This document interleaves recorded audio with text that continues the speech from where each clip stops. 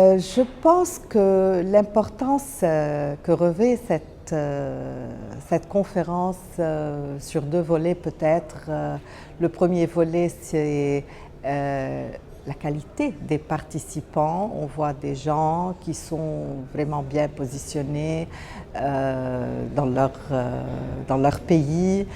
Parce que si vous voyez bien le programme, vous voyez que la WPC aborde tous les sujets chauds dans le monde entier. On parle des enjeux économiques, on parle des enjeux sociaux et les enjeux géopolitiques, si c'est en Afrique, en Asie, aux États-Unis et même au Moyen-Orient, sans oublier évidemment l'Europe. Donc ça c'est un volet, j'ai dit le premier volet c'était les participants et le second volet c'est les sujets chauds qu'il aborde. Donc c'est pour ça, je sens qu'à chaque année on peut retrouver peut-être les mêmes gens, peut-être parfois de nouvelles personnes, mais c'est toujours les sujets chauds qui nous intéressent, qui nous donnent cet échange d'idées, de réflexion sur l'avenir de l'économie mondiale, de l'économie en Europe, en Afrique. Donc, pour une journaliste libanaise qui vient du Moyen-Orient, c'est cette ouverture sur les sujets qui nous intéressent, qui donne cet aspect un peu particulier pour la conférence.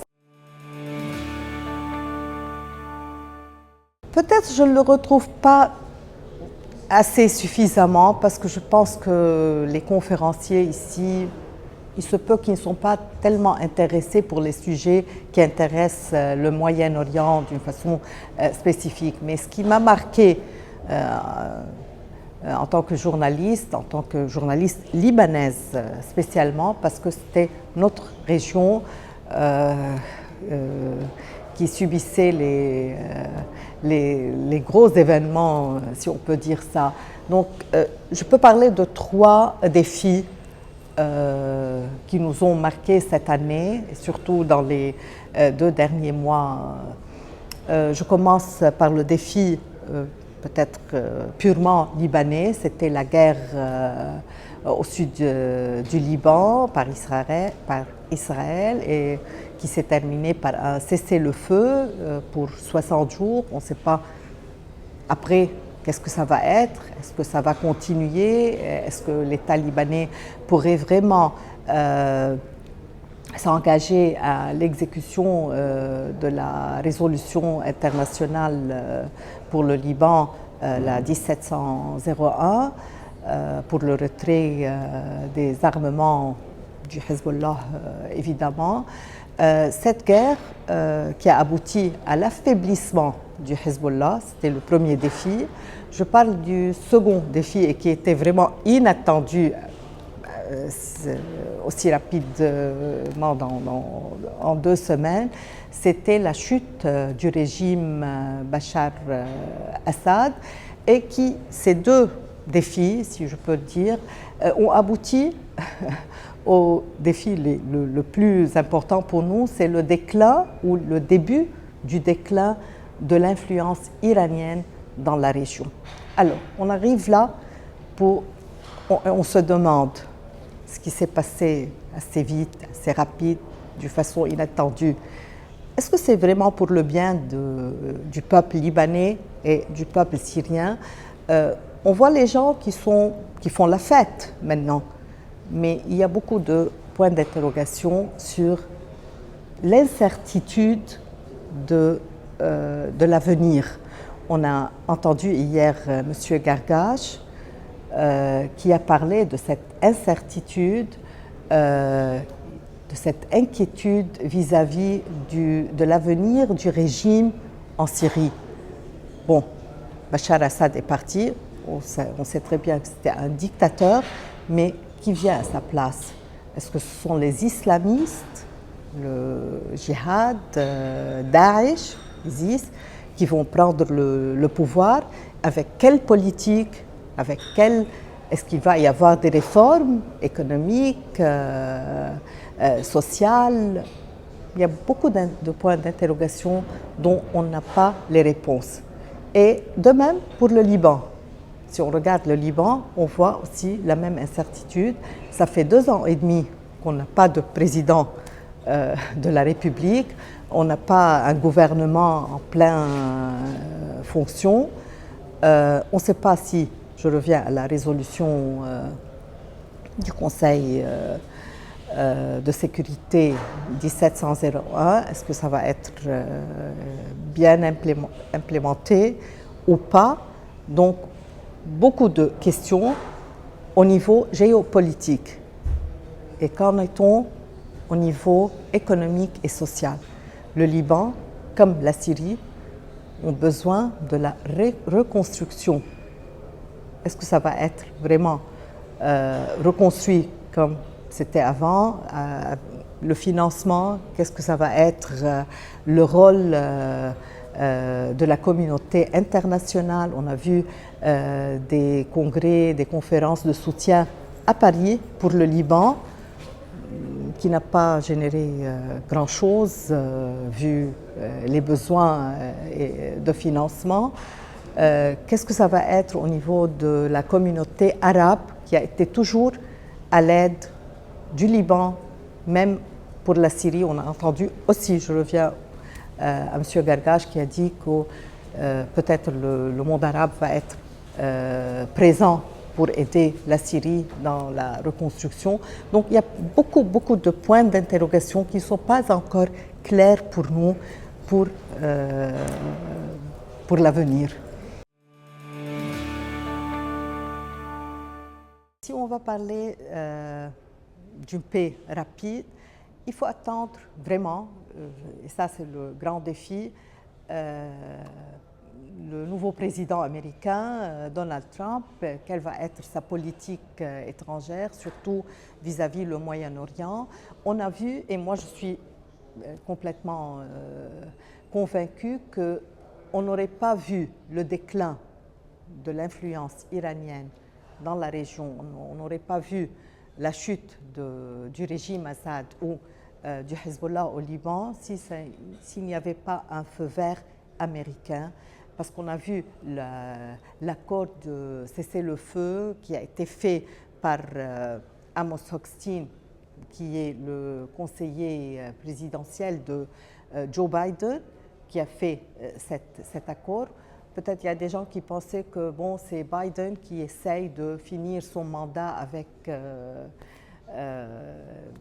achievement, si on peut dire ça. Bon, non, franchement, c'était Donald Trump. Et il l'a dit franchement, en tout cas dans son discours, dans sa campagne électorale, moi je ne veux plus de guerre dans la région. On parle du Moyen-Orient, on va voir ça aussi en Ukraine. On ne sait pas dans quel contexte, si ça va être un deal avec Poutine, parce que en fin de compte, Donald Trump est connu pour être l'homme deal maker. So, je ne sais pas si ça va être à partir d'un deal avec les Russes, même avec les Iraniens, je ne sais pas. Mais comme on voit les choses, je ne pense pas que ce deal, si ça va être fait, ça va être aux dépens du peuple libanais. Donc c'est pour ça que je suis plus ou moins optimiste vis-à-vis la paix dans la région. Moi, je pense que vous connaissez les Libanais peut-être mieux que moi, parce qu'il y a ce miracle qu'on appelle au Liban, le miracle libanais, là où on voit une résilience chez le peuple qu'on ne peut pas voir ailleurs. Le peuple libanais a beaucoup de volonté, c'est un peuple qui aime la vie, qui est résilient vraiment vis-à-vis des chocs qu'il a eu pendant des décennies, parce que ce n'est pas la première guerre, ça va pas peut-être être la dernière, si je peux dire ça, je ne l'espère pas c'est sûr, mais bon, on est habitué à avoir la guerre toujours, parce qu'on est, si je reviens à notre positionnement géopolitique, on a Israël d'un côté, on a la Syrie de l'autre côté, donc on est très mal placé, si on peut dire ça, dans une région, dans une zone chaude. Mais au niveau économique, et je sais très bien des chiffres qu'on a, des indices qu'on a et même des rapports qu'on voit de la Banque mondiale, du Fonds monétaire international et de toutes les sociétés qui travaillent sur le sujet économique au Liban. On sait très bien que la situation est très difficile. Il n'y a pas de croissance au Liban. Par contre, c'est la récession. On est à moins 5 et 6%. L'inflation, 3 chiffres. Tous les indices jusqu'à présent sont négatifs.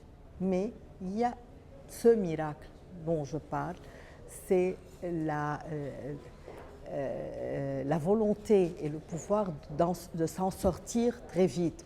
Donc moi, je pense, contrairement à ce que la Banque mondiale dit et qui donne au moins 10 ans pour le Liban pour s'en sortir, moi je pense que dans 1 an, 2 ans, tout au plus, les Libanais peuvent sortir de leur crise économique, sociale, financière. Je vous rappelle qu'on est dans une crise financière depuis 2019.